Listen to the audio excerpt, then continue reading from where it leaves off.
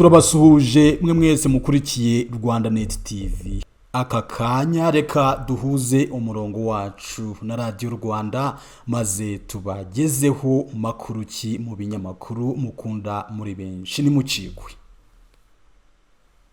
Tubaye ikaze mwese mu kiganiro cya none makuru cy'ibinyamakuru by'umwihariko tubifuriza Pasika nziza kubayemera nkuko bisanzwe muri iki kiganiro muri kumwe nanjye Nyirarukundo Xavera ufatanije nanjye Jean Daniel Sindayigaye. Twandikiye ku byanditswe ku Rwanda by'umwihariko mu nkuru yo mu kinyamakuru The New Times igira iti Jean Daniel. Igira ubushakashatsi bwagaragaje ko u Rwanda rwavanye mu bukene abantu miliyoni 1.5 kuva muri 2017. Ku rubuga rwa RBA.co.rw naho batereye bagira bati ubukene mu Rwanda bugeze kuri 27.4% buvuye kuri 39.8% bwariho muri 2017. Mu gihe batubukene mu Banyarwanda bwagabanutseho 12.4%. Naho mumvaho nshya batiki. Bati Minisitiri w'Intebe Dr. Edouard Ngirente yatangaje ko kuba ubukene bwaragabanutse ku gipimo cya 12.4% byatewe n'ingamba zo kwihutisha iterambere guverinoma yashyizemo imbaraga nyinshi bikazamura imibereho y'abaturage. Ibinyamakuru n'ibitangazamakuru bitandukanye bikandika ko ibyo byagaragajwe n'ubushakashatsi bwa 7 ku mibereho y'ingo bwamuritswe ku wa 3 w'iki cyumweru bukagaragaza ko muri rusange abaturage barenga miliyoni 1.500 bavuye mu bukene mu myaka 7 ishize. Jean Daniel. Ubu bushakashatsi bwagaragaje kandi ko akarere ka Nyamagabe ariko gakennye kurusha utundi turere mu Rwanda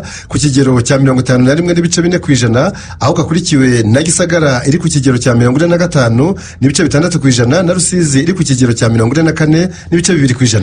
Uturere 10 twa mbere tugaragaramo ubukene kurusha utundi n'utwo mu burengerazuba n'amajyepfo mu gihe uturere 16 turi munsi y'igipimo cy'impuzandengo rusange ku rwego rw'igihugu cya 27.4%.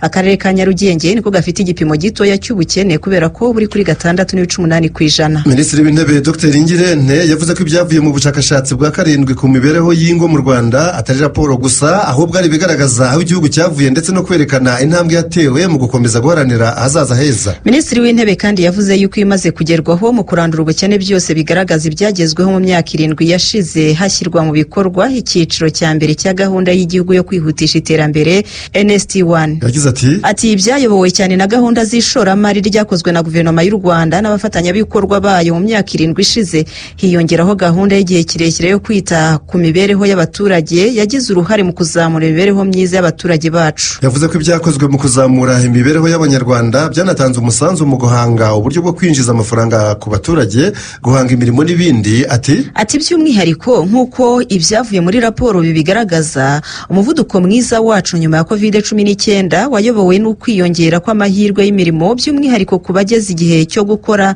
barimo n'urubyiruko. Yunzemo ati ubukungu bw'u Rwanda bwazamutse ku kigero cy'9.1% mu myaka inishize nyuma ya COVID-19 byatewe ahanini n'imikorere myiza y'inzego z'ubukungu. Twashyizeho icyerekezo gitomoye kugira ngo buri munyarwanda agire uruhare ku musaruro w'ubukungu.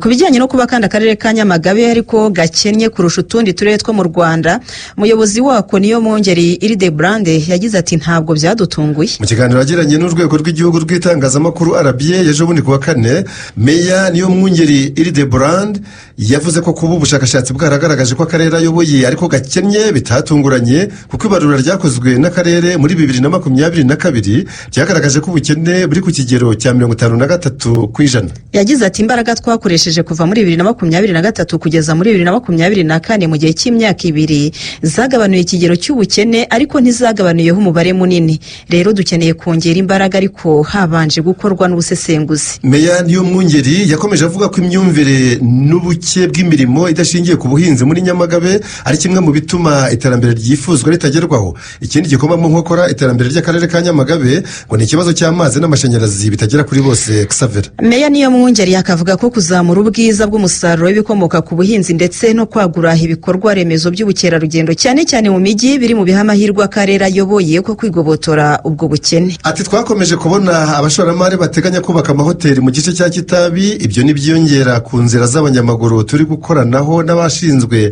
pariki ya Nyungwe tuzabasha kuhabyaza umusaruro. Iyo ngingo tuyiveho Jean Daniel. Ibinyamakuru n'ibitangazamakuru binyuranye byagarutse ku masezerano y'u Rwanda n'ikipe ya Paris Saint-Germain yo mu Bufaransa yongerewe kugeza muri 2028. Ikinyamakuru L'Equipe cyo mu Bufaransa cyateruye kigira kiti nubwo hari abagerageje kwitambika aya masezerano ikipe ya Paris Saint-Germain n'umuterankunga wayo Visit Rwanda bongeye igihe cy'amasezerano y'imikoranire kugeza muri 2028. Mumva nshya naho bati amasezerano ya Visit Rwanda na Paris Saint-Germain yongerewe igihe kugeza muri 2028. Ibinyamakuru n'ibitangazamakuru bitandukanye Xavera bigakomeza byandika ko aya masezerano agamije kumenyekanisha ubukerarugendo bw'u Rwanda binyuze muri Visit Rwanda yashyizweho umukono bwa mbere muri 2019. Umuyobozi mukuru w'urwego rw'igihugu rw'iterambere RDB Jean-Guy Afrika yatangaje ko ubufatanye bwagize uruhare rugaragara mu iterambere ry'ubukerarugendo bw'u Rwanda ndetse no kuzamura impano z'abato muri siporo. Kuri stade ya Paris Saint-Germain Parc des Princes niko yitwa, ijambo Visit Rwanda rigaragara kenshi ku byapa byamamaza, ari nako ikawa, icyayi n'ibindi bicuruzwa byo mu Rwanda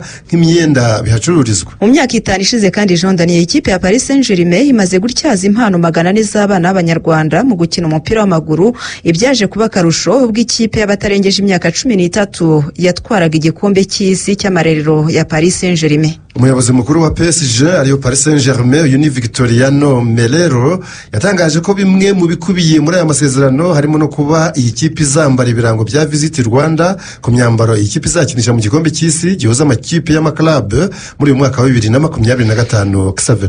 Xavera twongere duhindura ingingo mu gitangazamakuru igihe turabasomeramo inkuru ivuga ko Leta Zunze Ubumwe za Amerika zagaragaje ko FDLR ari ikibazo gikomeye gikwiye gukemurwa. Ni nabyo kandi muri The New Times bateruye bagira bati umujyanama wa Perezida Trump havuga yuko umutwe w'iterabwoba FDLR hari ikintu cy'ingenzi gikwiye kwibandwaho mu masezerano ayo ariyo yose y'amahoro arebana na Repubulika ya Demokarasi ya Kongo. Byatangajwe n'umujyanama wa Perezida Donald Trump ku birebana na Afurika yitwa Masad Boulos, wagaragaje ko umutwe w'iterabwoba wa FDLR ari ikibazo gikomeye gikwiye gukemurirwa mu biganiro bihuza u Rwanda na Kongo Kinshasa. Mu kiganiro n'abanyamakuru cyabaye ejo bundi kuwa 4 Jean Daniel kikagaruka ku ruzinduko aherutse kugirira mu bihugu by'akarere biri mu Rwanda na Kongo, Boulos yatangaje ko we na Perezida Paul Kagame baganiriye ku mugambi wa FDLR ifite wo guhungabanya umutekano w'u Rwanda, ndetse akanongeraho ko yashimiye u Rwanda ubushake rufite bwo gutanga umusanzu wafasha uburasirazuba bwa Kongo Kinshasa n'akarere muri rusange kubona amahoro n'ituze. Yagize ati rwose twaganiriye kuri FDLR n'ibibazo ishobora guteza. Iki ni igice gikomeye cy'amasezerano y'amahoro, ni ikintu cy'ingenzi ku ruhande rw'u Rwanda kandi ni igice cy'ingenzi kuri gahunda y'amahoro. Mu biganiro byahurije u Rwanda na Kongo Kinshasa Rwanda muri Angola mu mwaka ushize, impande zombi n'umuhuza zemeranyijwe ko umutwe wa FDLR ugomba gusenywa hifashishijwe imbaraga za gisirikare, abarwanyi bawo bazifuza gutaha bakaba bataha mu gihugu cyabo cy'u Rwanda. Masad Boulos yagaragaje ko Leta Zunze Ubumwe za Amerika zishyigikiye uyu mwanzuro kandi ko zizakomeza gukorana n'impande bireba kugira ngo FDLR isenywe. Yashimangiye ko igihugu cyabo gishyigikiye ubusugire bw'u Rwanda n'ubwa Repubulika Iharanira Demokarasi ya Kongo. Yagize ati icyo dushaka ni uko ubwigenge n'ubusugire bw'ubutaka bwa buri gihugu bwubahirizwa kandi buri wese hakaba akwiye kumva amerewe neza. Ubwo Masad Boulos yari mu Rwanda yasuye ikigo cya Mutobo cyakira abahoze mu mitwe yitwaje intwaro, ahora n'abahoze muri FDLR baherutse kuva mu burasirazuba bwa Kongo. Bamuhaye ubuhamya bw'ubuzima babagamo. Mu bamuhaye ubuhamya harimo na Majoro Ndayambaje Gilbert watashye mu Rwanda tariki ya 2 z'ukwezi kwa 3 uyu mwaka. Uyu yashimangiye ko FDLR ari umutwe ingabo za Kongo zishingikirijeho cyane mu ntambara zihanganyemo n'ihuriro rya AFC mu 2023. Xavera Minisitiri w'Ububanyi n'Amahanga n'Ubutwererane Ambasaderi Olivier Nduhungirehe waherutse kugaragaza ko Afurika ikwiye gukemura impamvu muzi z'amakimbirane ayugarije kandi kunga ubumwe kugira ngo itsinde imbaraga zishaka kwishwanyaguza. Minisitiri Nduhungirehe yabigarutseho mu nama mpuzamahanga ya diplomasi yabereye mu mujyi wa Antalya ni mu gihugu cya Turukiye, aho yagaragaje ko Afurika ari wo mugabane ufite umutungo kamere mwinshi kandi ikagira urubyiruko rwinshi rwayifasha kugera ku iterambere rirambye. Yagize ati dufite ibihugu bikennye mu buryo butumvikana kandi turi umugabane ukize. Dufite urubyiruko rwiganjemo urufite imyaka 18 y'amavuko. Ntekereza ko muri 2050 1/3 cy'urubyiruko rwo ku isi kizaba giherereye muri Afurika, mbese ari urubyiruko rw'Abanyafurika. Yagaragaje ko amakimbirane y'urudaca abangamira iterambere ry'uyu mugabane wa Afurika kandi ugasanga hose aterwa n'imiyoborere mibi, kudashakira urubyiruko amahirwe y'akazi ndetse n'ivangura. Ati murabizi impamvu muzi z'amakimbirane yo kuri uyu mugabane ni zimwe: imiyoborere mibi, kubura kw'amahirwe mu rubyiruko, ubushomeri mu rubyiruko, ivangura. Dukwiriye gukemura ibibazo kubera ko tutabikoze uyu munsi bizagaruka mu myaka 5 cyangwa se 10 iri imbere. Minisitiri Nduhungirehe yasobanuye ko amateka y'aya makimbirane ashinze imizi ku mipaka yahinduwe mu gihe cy'ubukoloni, akagaragaza ko hakwiye ubufatanye bw'ibihugu bituranye mu kuyakemura. Ati twiyemeje gukorana tugashora imari, twakongera agaciro k'ibyo dukora, tukabona inyungu z'ubufatanye bwacu. Yasobanuye kandi ko hatabayeho ubu bufatanye imbaraga zo hanze y'uyu mugabane zizahushwanyaguza kuko zibifite mu ntego kugira ngo ibihugu biwugize bizakomeze kubaho biteze amaboko. Niho yagize ati bitabaye ibyo rwose hari imbaraga zo hanze zishaka guhindura Afurika ku rubuga rw'imirwano, zidushwanyaguza impande zose kugira ngo duhore duteze amaboko aho kwigira. Minisitiri Nduhungirehe yatangaje kandi ko ari aho ibihugu bya Afurika kugira ngo byumve ubutunzi bifite byorohereze urujya n'uruza n'ubucuruzi binyuze mu isoko rusange ry'uyu mugabane. Aho mu mujyi wa Antalya muri Turukiya kandi Minisitiri Nduhungirehe yanabwiye abanyamakuru ko umuryango mpuzamahanga udakwiye kwitiranya u Rwanda n'ihuriro AFC mu 23 kubera ko ngo hatari rwo rwafashe umujyi wa Goma, Bukavu ndetse n'ibindi bice bitandukanye byo muri Repubulika ya Demokarasi ya Kongo. Yanasobanuye ko M23 yitirijwe u Rwanda ari umutwe wo muri Repubulika Iharanira Demokarasi ya Kongo urwanirira uburenganzira bw'abanyekongo bavuga ikinyarwanda bamaze imyaka myinshi batotezwa, kandi ko ariyo yafashe ibice byo mu burasirazuba bw'icyo gihugu cya Kongo. Ati umutwe wa 23 n'umutwe witwaje intwaro uri kurwanira abo bantu kandi ufata ibice. Goma, Bukavu n'ibindi bice byo mu burasirazuba bwa Kongo byafashwe na M23 si u Rwanda.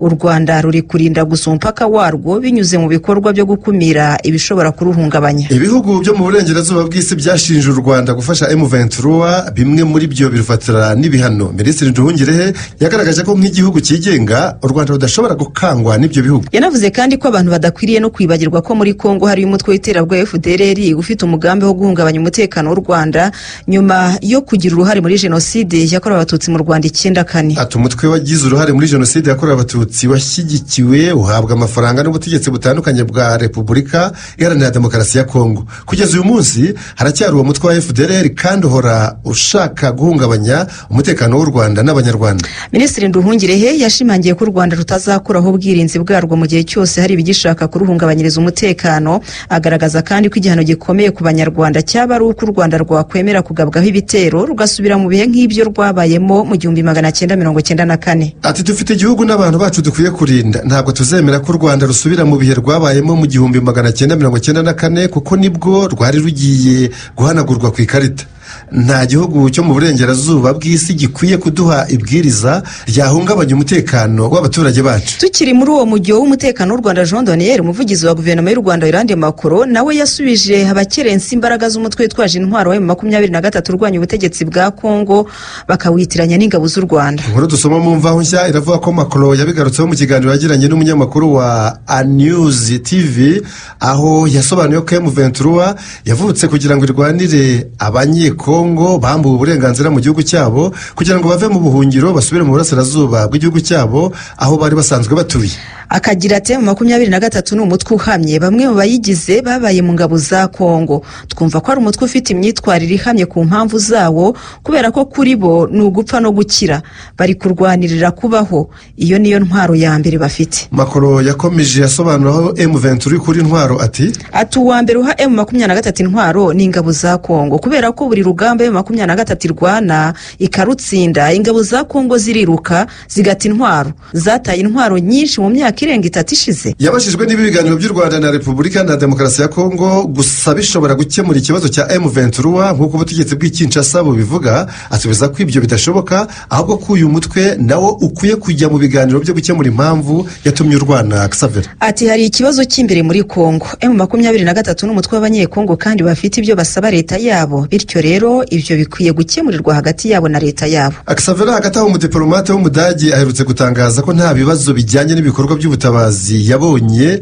igoma igenzurwa n'umutwe wa AFC M23. Ni inkuru dusoma mu gitangazamakuru Afrique.com ikavuga yuko ambasaderi Peter Farnoltz wahagarariye igihugu cye cy'Ubudage mu Rwanda nka ambasaderi wacyo kuva muri 2012 kugeza muri 2016 ariwe watangaje ko nta bibazo by'ubutabazi yabonye igoma igenzurwa na M23 kuva mu kwezi kwa mbere uyu mwaka. Ambasaderi Farnoltz yabigarutseho mu mpera z'icyumweru gishize nyuma y'uruzinduko yagiriye igoma akagirana ibiganiro n'abayobozi ba M23 barimo umuyobozi wungirije w'umujyi wa Goma Williams. Mu butumwa yanyujije ku rukuta rwe rwa X kwa kabiri w'iki cyumweru, ambasaderi Farnoltz yagize ati nta bibazo by'ibikorwa by'ubutabazi nigeze mbona igoma, natembereye ibice bitandukanye by'uyu mujyi ndi mu modoka ariko nta kimenyetso na kimwe nabonye cyampamiriza ko hari ibibazo bijyanye n'ibikorwa by'ubutabazi.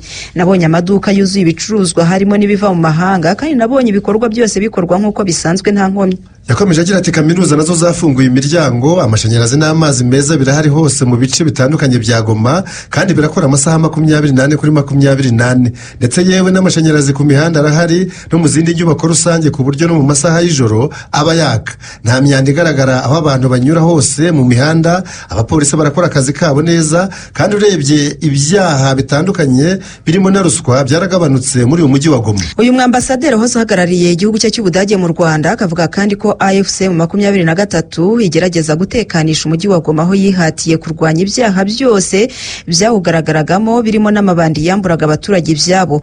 Uyu mutwe kandi ngo aho wafashe hose uhagaritse ubwicanyi bwakorerwaga abanyekongo bavuga ikinyarwanda bo mu bwoko bw'abatutsi bakorerwaga n'umutwe w'iterabwoba FDLR ufatanyije n'igisirikare cya Kongo FARDC.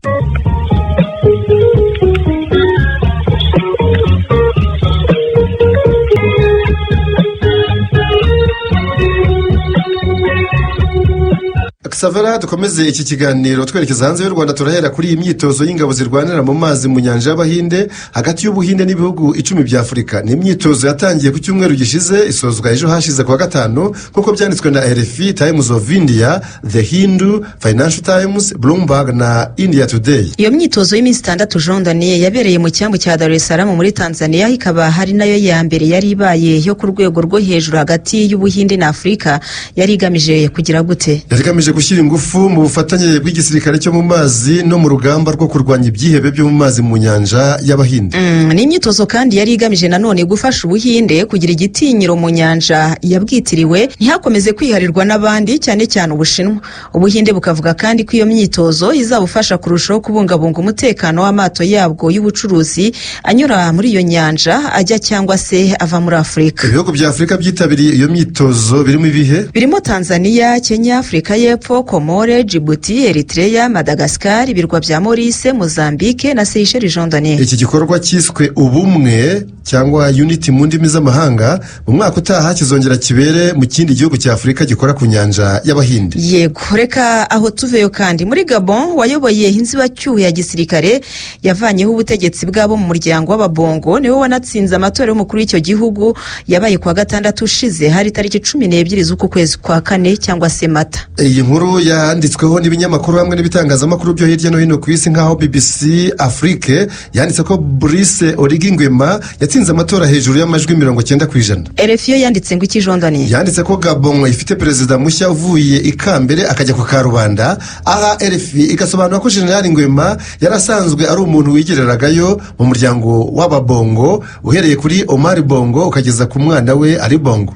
Muri Africa News batiki bati intsinzi idatunguranye ya Oligui Nguema. N'ibindi birimo Global Times, France 24, Deutsche Welle, Jeune Afrique, Le Monde, Le Point, TV5 Monde, The Guardian, The Herald ndetse na News 24 byanditse ko General Brice Clotaire Oligui Nguema wakuriye inzibacyuho ya gisirikare kuva hahiri ku butegetsi bwa Ali Bongo Ondimba tariki 30 Kanama 2023 ariwe watorewe kuba perezida wa Gabon muri manda y'imyaka 7 iri imbere ishobora kongerwa icuri imwe rukumbi nk'uko bigenwa n'itegeko nshinga ry'icyo gihugu. Hari mu matora yahatanyemo abakandida perezida 8 barimo na Alain Claude Bilibinze wabaye minisitiri w'intebe ku butegetsi bwa Ali Bongo Ondimba. Yaje ku mwanya wa kabiri n'amajwi asaga 3% ariko akaba atemera intsinzi ya General Nguema nubwo atazirirwa yirushya atanga ikirego mu rukiko rurinda itegeko nshinga kubera ko ngo ataregera uwarega bitewe nuko uyobora urwo rukiko ari umuvandimwe wa General Oligui Nguema. Yagize ati sinzata igihe cyanjye ngo ndaregera urukiko rurinda itegeko nshinga kuko rutegekwa n'umuvandimwe wa perezida n'ubundi wo ndega naba ari we ndegera. Brice Clotaire Oligui Nguema yishimira uburyo yahundagajweho amajwi yabibonyemo ko abaturage bari barambiwe ubutegetsi bw'imyaka isaga 50 nawe abizeza kubabera kiruhura. Ati abanyagabon badutegerejeho byinshi, ntitugarukiye ku ntsinzi ngo twumve ko twageze iyo tujya. Intsinzi ni akazi gakomeye. Muri ayo matora yo muri Gabon hiyamamajemo umugore umwe rukumbi ari we Zenaba Channing. Ikindi gishya muri ayo matora Savera nuko kuva mu mwaka w'1967 aribwo bwa mbere abaturage bagiye gutora ntibabone izina Bongo ku rupapuro rw'itora. Yego, turacyari mu mujyi w'amatora ariko aho muri Gabon turahavuye Jondaniye, ahubwo twerekeje muri Tanzania aho ishyaka Chadema rikomeye mu batavuga rumwe n'ubutegetsi ryamaganye ibyo guhezwa mu matora rusange ateganyijwe mu kwezi kwa 10 uyu mwaka. Iyo nkuru ya The East African, Mwananchi, African News, The Citizen na Daily Nation igatangira ivuga ko icyo cyemezo cyo guheza Chadema cyafashwe na komisiyo y'amatora yaho muri Tanzania nyuma yaho iri shyaka ryanze gusinya inyandiko isaba kubahiriza ibyemezo byafashwe n'iyo komisiyo. Ryavuze ko iyo nyandiko ihabanye n'itegeko nshinga rya Tanzania. Kwa gatandatu ushize nibwo Chadema yanze kwitabira igikorwa cyari cyatumiwemo amashyaka yose yemewe aho muri Tanzania kugira ngo asinye amategeko ngengamyitwarire, bityo iryo shyaka riba rinyuranije n'icyasabwaga amashyaka kugira ngo azabashe kuzitabira ayo matora. Gusa Chadema ntiyishimiye ibyo guhezwa muri ayo matora Xavera kuko ngo binyuranije n'itegeko nshinga. Chadema isobanura ko yari gufatirwa ibihano aho kubuzwa kuzitabira ayo matora azaba akomatanyije y'umukuru w'igihugu, ay'abadepite n'ay'inzego z'ibanze. Ikindi Chadema ivuga ni ikijondoni ngo nuko itari gushyira umukono kuri ayo mategeko ngengamyitwarire mu gihe nta mavugurura muri komisiyo y'amatora yigeze abaho, kandi ari byo iri shyaka rishyize imbere y'ibindi byose.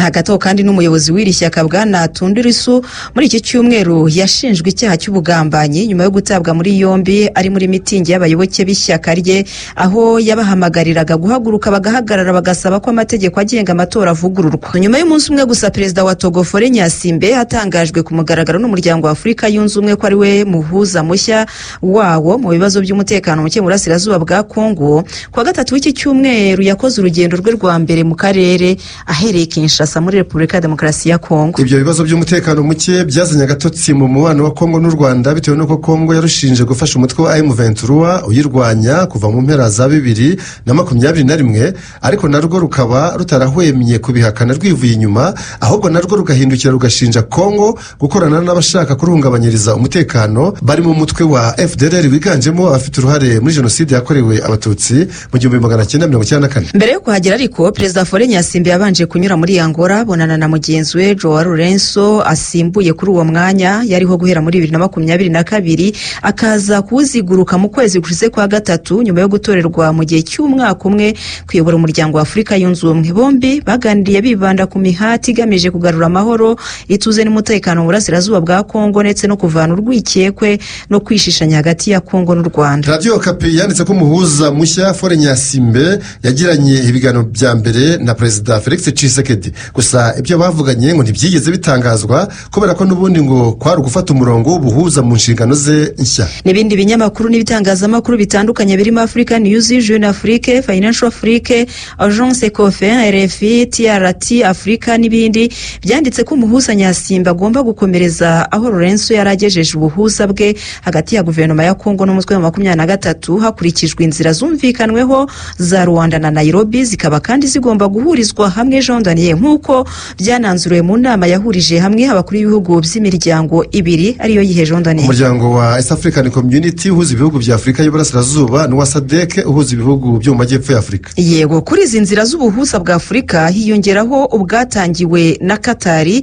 mu byumweru bike bishize. Bwatangiye butunguranye ubwo ba Perezida Paul Kagame w'u Rwanda na Felix Tshisekedi wa Kongo bahuriraga mu nama ya bombi yari iyobowe n'umuyobozi w'ikirenga wa Katari Sheikh Tamim bin Hamad Al Thani. Ibya Kongo tubihinire kuri iri bara ryavuye mu kigo cya gisirikare Kankokolo kiri mu murwa mukuru Kinshasa, aho umusirikare yiyahuye nyuma yo kwica abantu 9 barimo umugore we n'abana be 7. Yewe nibara nkuko byanditswe na Media Congo, Radio Okapi, Le Potentiel na Actualité CD. Ibi byabaye kwa kabiri iki cyumweru jondaniye ubwo uwo musirikare wo mu ngabo z'igihugu FARDC yishe umuryango we wose, no kuvuga umugore we n'abana 7 wabaga mu kigo cyitiriwe Lieutenant Colonel Kokolo, abagerekaho n'undi muntu umwe arangije nawe yitwikira mu nzu apfiramo. Hari saa 10 za mu gitondo ku isaha yaho ngaho Kinshasa. Ntiyigeze hatangazwa impamvu yatumye uwo musirikare yiyicira urubavu rwe, no kuvuga umugore we ndetse akanihekura Xavera. Gusa iyi nkuru yanzura yibutsa ko muri 2020 mu ntara ya Kivu y'Epfo umusirikare wari wahaza Gatama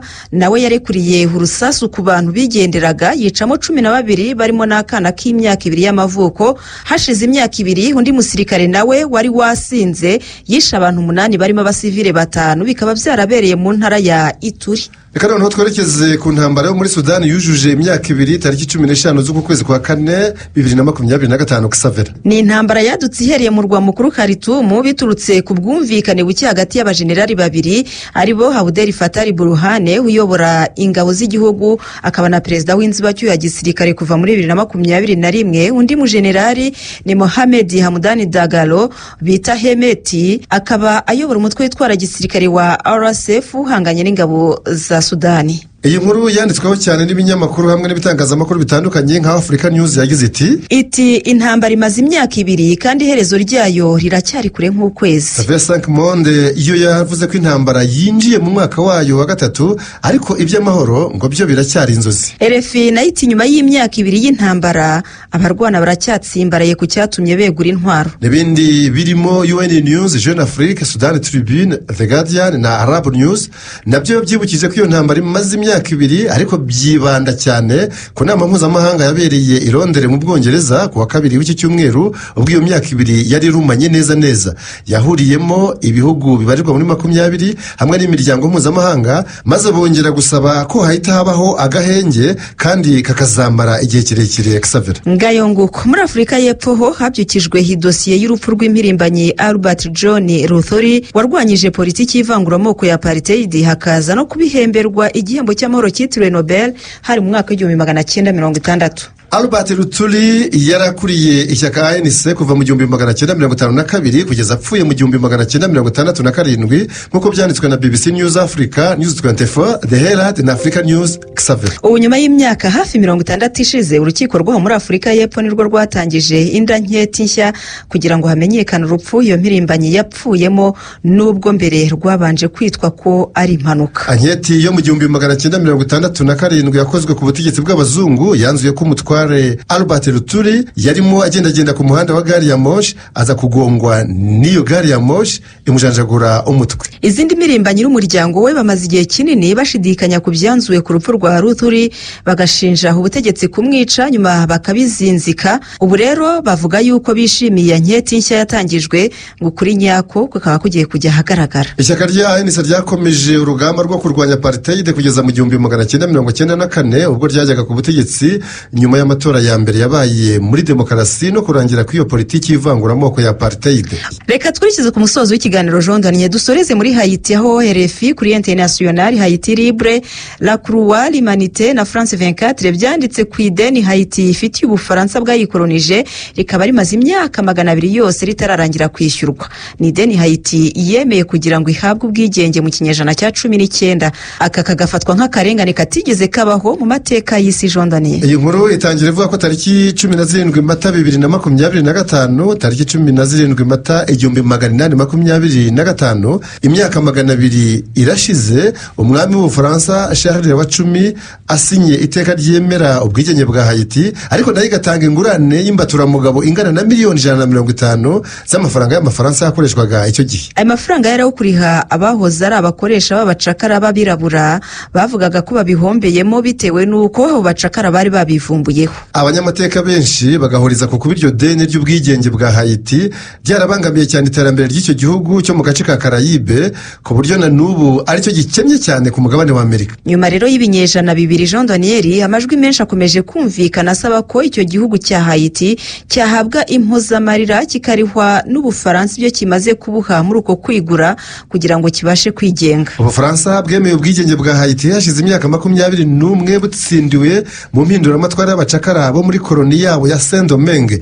Abacakara bo muri Saint-Domingue barwanye n'ingabo z'Ubufaransa zari zibogamiye ku ruhande rwa bashebuja birangira bazitsinze maze bashyiraho Repubulika ya mbere y'abirabura aho muri Caraïbe, Repubulika nyine ya Haiti. Byabanje gutinda ariko birangira Ubufaransa bubemereye ubwigenge ariko ku kiguzi kiremereye bidasanzwe kubera ko Haiti yakomeje kwishyura mu kiswe ubukoroni bushya bw'ideni. Umwe mu barimu ba kaminuza ya Sorbonne mu Bufaransa ni Jean-Marie Théodat yavuze ko iryo deni rya Haiti ku Bufaransa ari agahomamunwa.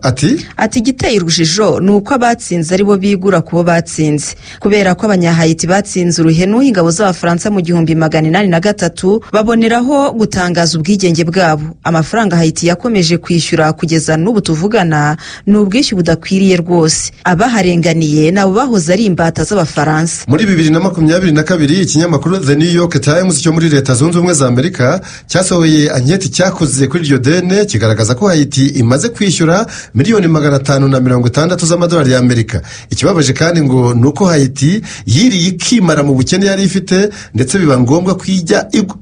bikaba ngombwa kwijya iguza muri banki zo mu Bufaransa kugira ngo ibashe kwigobotora iryo deni ryaribereye nk'icyaha cy'inkomoko Xavier. Impuguke mu bukungu Jean Daniel zigahamya ko ako karengane Haiti yahuye nako kuva ikivuka nka Repubulika ya Haiti mu kinyejana cya 19 kamaze kuyihombya akayabo ka miliyari 21 z'amadolari y'Amerika. Batiki izo mpuguke ziti aho kuzishora mu iterambere ryayo yazihaye umukoroni. Ataho kuzishora mu iterambere ryayo yazihaye umukoroni, none izengerejwe n'ibibazo by'umutekano mukeya n'ubukungu nyine buracubangana. Reka twanzuriraho. Turabashimiye cyane kuba twabanye muri iki kiganiro. Turabifuriza Pasika nziza nanone kuba yizihiza, ariko n'abandi mugira ibihe byiza. Ngewe nari Nyirarukundo Xavera, bari kumwe nanjye Jean Daniel Sindayigaya. Mukomeze bane Radio Rwanda. Ciao ciao.